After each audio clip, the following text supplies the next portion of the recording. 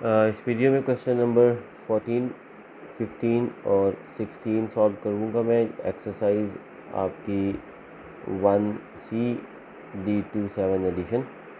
Question number 14 में वो ये कहते हैं कि there is a consignment of fodder and that can feed 1000 sheep for 20 days.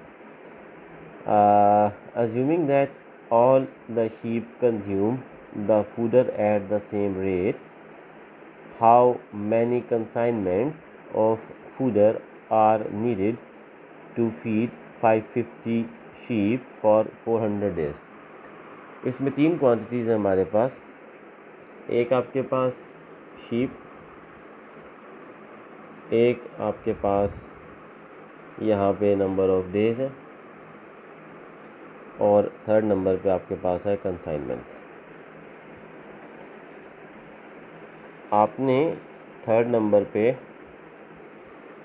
Consignment इसलिए रखा क्योंकि इसको हमने फाइंड करना था। आपने नंबर ऑफ कंसाइनमेंट फाइंड करने हैं, how many consignments of fodder. आपने कंसाइनमेंट्स फाइंड करने हैं, जो चीज़ हम फाइंड करना चाहते हैं उसको आप थर्ड कॉलम के अंदर रखेंगे। शीप और डेज़ आपकी मर्ज़ी है। जो गिवन इंफॉर्मेशन है उसके मुताबिक 1000 शीप्स जो हैं वो 20 डेज़ में एक कंसाइनमेंट ख़त्म करती हैं। क्वेश्चन में तो ये बताया हुआ है।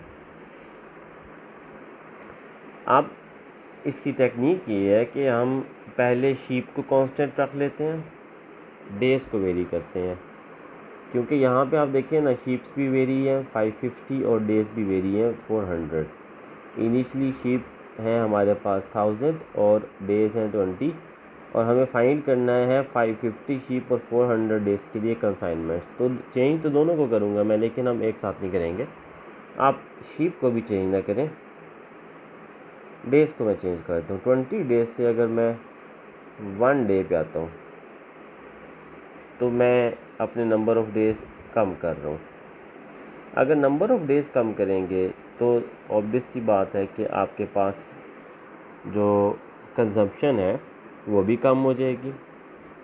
एक कंसाइनमेंट 20 डेज़ के लिए काफ़ी था, अगर मैं डेज़ कम करके एक दिन कर देता हूँ तो शीप तो उतनी है ना, 1000 शीप यहाँ भी है, यहाँ भी 1000 है। डेज़ अगर आप कम कर दें तो जाहिर सी बात है कंसाइनमेंट भी कम होंगे।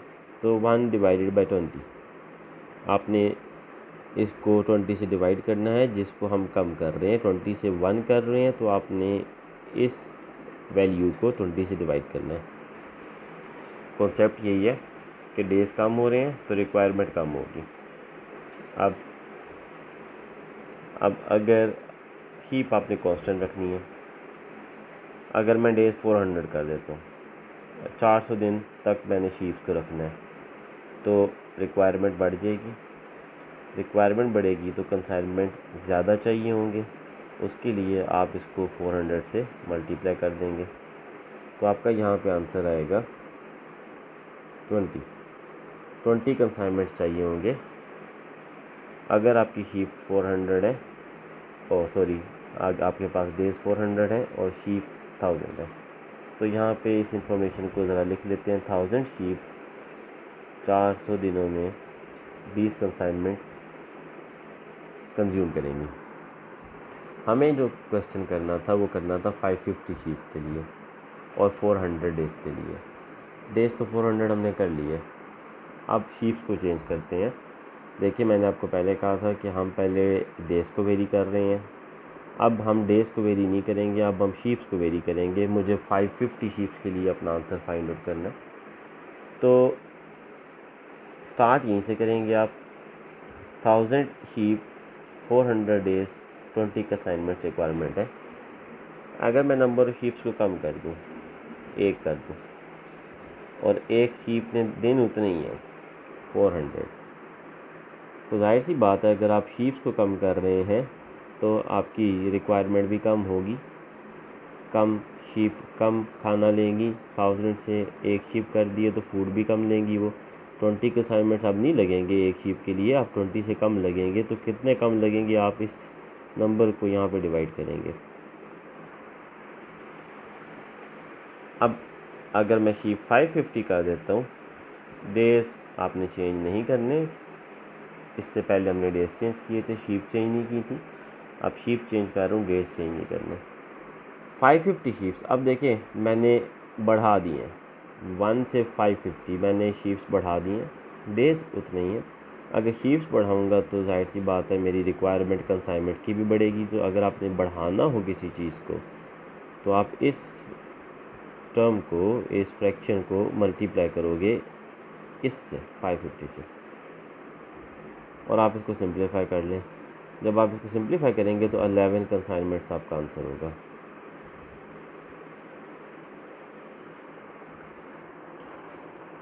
क्वेश्चन नंबर 15 में ये वो कहते हैं कि there are 2 taps, tap A takes 6 minutes to fill a tank and tap B takes 9 minutes to fill the same tank. Pipe C can empty the tank in 15 minutes. How long will it take to fill up the tank if the pipe is in use? Pipe आपका use में है and when both taps are turned on.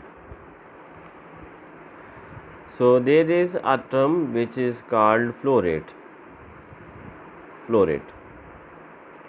और flow rate जो है वो होता है volume per unit time.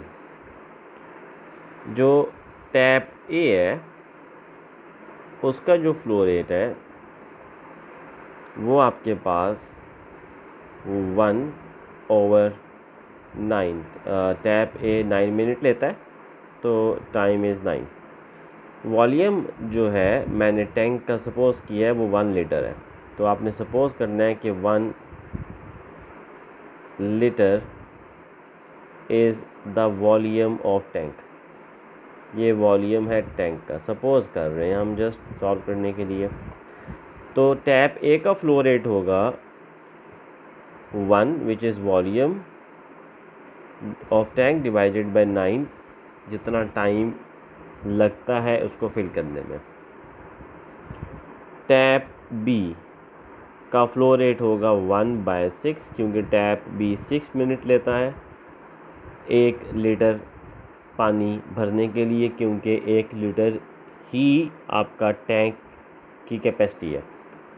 तो टैप बी जो है वो 1 लीटर 6 मिनट्स में भरेगा, टैप ए 1 लीटर 9 मिनट में भरेगा। जबकि जो पाइप सी है उसका जो फ्लो रेट है वो है 1/15, वो 1 लीटर पानी 15 मिनट में खाली कर रहा है, तो वो भी फ्लो रेट होगा। वो और बात है कि ये नेगेटिव होगा, ये पॉजिटिव होंगे। ये फिलिंग है, ये आपकी विड्रॉइंग है, आप फिल कर रहे हैं इन दोनों केसेस में, इधर आप विड्रॉ कर रहे हैं। तो जो नेट फ्लो रेट होगा, नेट फ्लो रेट वो हम लेंगे 1, और सपोज़ आपके पास जो टाइम है जो कि उसने पूछा हुआ है how long will it take to fill up the tank, आपने वो टाइम बताना है जो टैंक फिल होने पे लगेगा। लेट करें कि आपका वो जो टाइम है, लेट टाइम बी एक्स, ये वो टाइम है जो कि टैंक फिल होने में लगेगा अगर पाइप भी यूज़ में है, ये वाला पाइप, और अगर दोनों टैप्स भी ऑन है। तो आपने सपोज़ किया कि वो टाइम जो लगेगा टैंक फिल करने के लिए, और उस टैंक की कैपेसिटी 1 लीटर है, वो जो टाइम है वो एक्स है।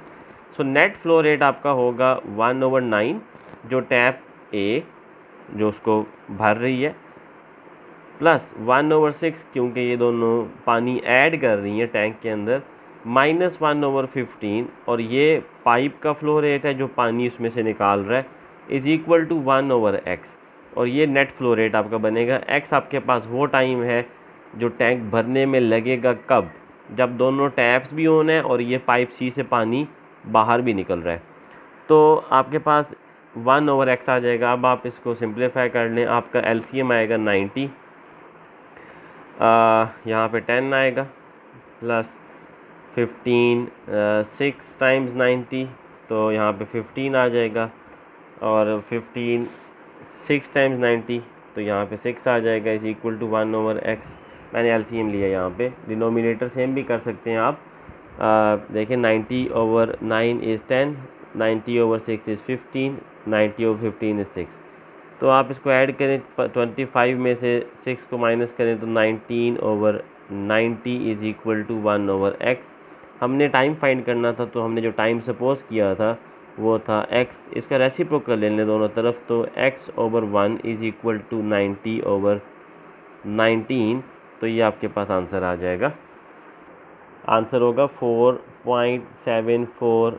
और कितना, यहाँ टाइम का यूनिट देख लेते हैं क्या दिया हुआ है, मिनट्स। ये आपके पास आंसर होगा इस पार्ट का। इन क्वेश्चन नंबर 16 उन्होंने हमें ये बताया है कि a contractor agrees to lay a road 3000 metre long in 30 days. Now 50 men are employed and they work for 8 hours per day.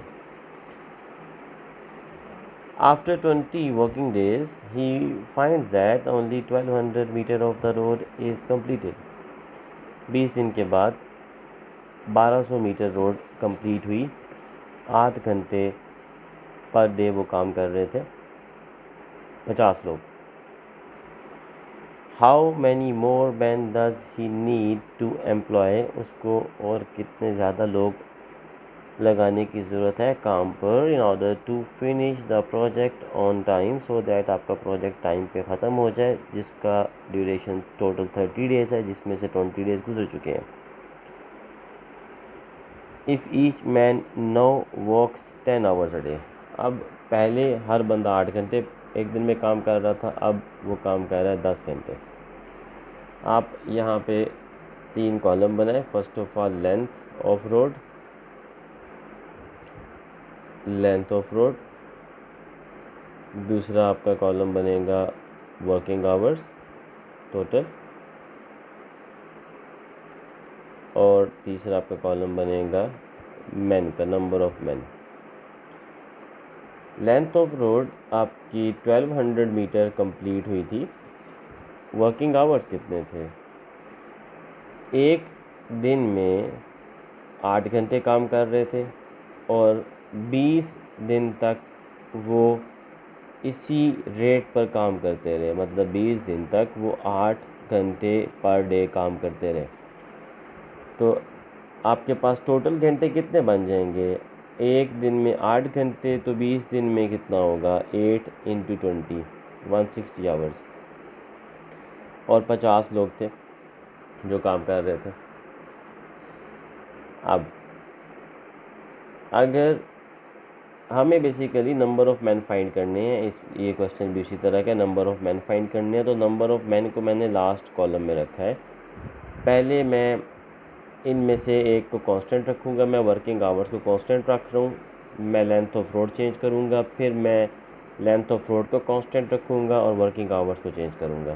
खैर, अगर मैं लेंथ ऑफ रोड 1200 मीटर की जगह 1 मीटर कवर करना चाहूँ 160 घंटे में, तो ऑब्वियस सी बात है कि मुझे लोग कम चाहिए, 50 नहीं चाहिए होंगे, क्योंकि मैंने 1200 मीटर से 1 मीटर कम कर दिया है। मतलब मुझे अब 1 मीटर रोड कवर करना है।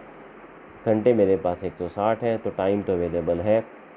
अब क्योंकि रोड की लेंथ कम कर दी है तो लोग कम करें, तो लोग कम करने के लिए आप 50 को डिवाइड करेंगे, डिवाइड करने से ही कम होंगे। और किससे डिवाइड करेंगे? 1200 से, इस वाली क्वांटिटी से। अब अगर मुझे अपनी रोड लेंथ बढ़ानी है, मैं कहता हूँ मुझे अब 1800 मीटर कवर करने हैं, तो क्योंकि अब मैंने अपनी रोड लेंथ इंक्रीज़ कर दी है, घंटे उतने ही हैं, टाइम उतना ही है, तो मुझे अब अपनी लेबर को इंक्रीज़ करना पड़ेगा, क्योंकि मेरे पास रोड लेंथ बढ़ चुकी है 1800। बताता चलूँ ये 1800 कहाँ से आया? ये 1200 वो रोड लेंथ थी जो उन्होंने कवर की थी। ये देख लें, 1200 मीटर उन्होंने कवर किया था 20 दिन के बाद, और टोटल कितना कवर करना था? 3000 मीटर। तो 3000 मीटर में से 1200 मीटर को निकाल दें तो 1800 मीटर आता है। अब 1800 मीटर अगर आपने 160 घंटे में कवर करना है, तो लेबर आपकी बढ़ानी पड़ेगी एज़ कम्पेयर टू जो प्रीवियस वन थी। पहले आपने 1 मीटर कवर करना था तो इतनी लेबर रिक्वायर्ड थी, अब आपने 1800 मीटर कवर करना है तो लेबर बढ़ गई, यहाँ पे सॉरी लेंथ बढ़ गई, तो लेबर भी आपको बढ़ानी पड़ेगी। तो आप इसको मल्टीप्लाई करेंगे, आपने क्योंकि इसको बढ़ाना है तो इसको मल्टीप्लाई करेंगे आप 1800 से। तो आपके पास यहाँ पे जो आंसर आएगा वो आएगा 75 मैन, 160 घंटे और 1800 मीटर लेंथ ऑफ रोड। मतलब 1800 मीटर लेंथ ऑफ रोड अगर कवर करना है 160 घंटे में तो 75 लोग आपको चाहिए। एक्चुअली जो क्वेश्चन था वो ये था कि आपके पास 20 दिन गुजर चुके हैं, ये 160 घंटे उन 20 दिनों को शो कर रहे हैं क्योंकि आप 20 दिन काम करते रहे हैं और आपने हर दिन 8 घंटे काम किया है। तो आपने इन दोनों को मल्टीप्लाई किया, 8 घंटे हर दिन काम किया, 20 दिन तक काम किया तो 160 घंटे। अब 20 दिन गुजर चुके हैं, आपके पास टोटल हैं 30 दिन, पीछे रह गए 10 दिन। 20 दिन गुजर गए, टोटल 30 दिन है, पीछे रह गए 10 दिन। उन 10 दिनों में आपने अब काम करना है 10 घंटे पर डे, 10 घंटे पर डे।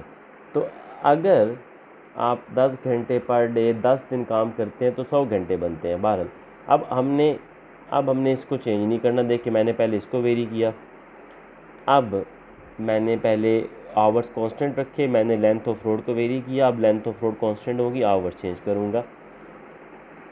आवर्स अगर मैं कम करता हूँ, मैं अपना टाइम 160 घंटे से 1 घंटा कर देता हूँ, मैं कहता हूँ कि मुझे 1800 मीटर 160 घंटे में नहीं करवाना, मुझे 1800 मीटर 1 घंटे में करना है, तो जाहिर सी बात है आपको लोग ज़्यादा बुलाने पड़ेंगे, तो 75 को आप 160 से मल्टीप्लाई करोगे क्योंकि मल्टीप्लाई करेंगे तो ज़्यादा होंगे। अब मैं कहता हूँ कि 1800 मीटर रोड मुझे कवर करना है 100 घंटे में। ये 100 घंटे कौन से हैं? ये वो हैं जो लास्ट 10 डेज़ में आप 10 आवर्स पर डे काम कर रहे हैं। ये 10 डेज़ हैं और आपने हर दिन 10 आवर्स पर डे काम करना है। 10 × 10 होगा 100। तो अब 100 घंटे आपने काम करना है।